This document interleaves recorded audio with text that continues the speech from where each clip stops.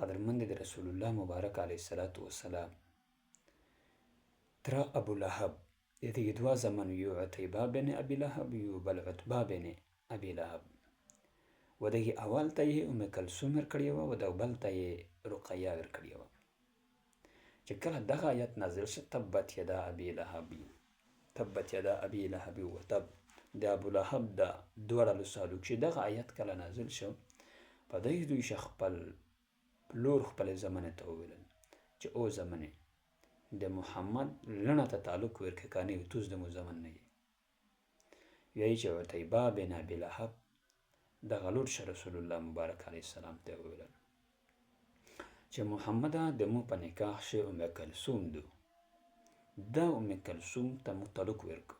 اې دې پوره چې زیتی ته نه د مو کور تر نو زیتی زده تو کور ته درسه نو زیتی ته په مو مخوینه نو په تو بنه مخوینه زه رسول الله مبارک علیه السلام ته یې لسرو چې نبی علیه السلام مبارک نه یې کپړه ځنه پرې کړه دا رسول الله مبارک علیه السلام ډېر بېتابه شو وی چې یا الله په دغه مزرای مسلط کا قدرمند روي یی چې دای راون و ملک شام ته د تجارت په نیت باندې په لار باندې راون چې کله زرقا مقام ته ورسید دا ته مطلب مزرای روغی مخصتان ملداس ګرځي چکر لګای په دا قافله باندې دا د ابو لهب زیای ورته وی چې دا د پمو پس ګرځي ځکه چې محمد متبدا وکړي دو قدرمند دی یی چې دا مزرای لوټ شویا دا مشرکین دا کافر ولا خلق ورچکشه دا د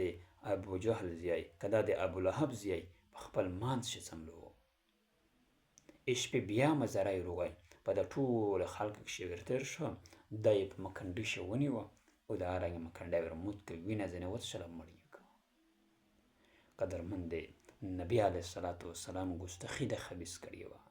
د رسول الله مبارک علیه السلام د ګستخی د نبی علیه السلام د بدو برکت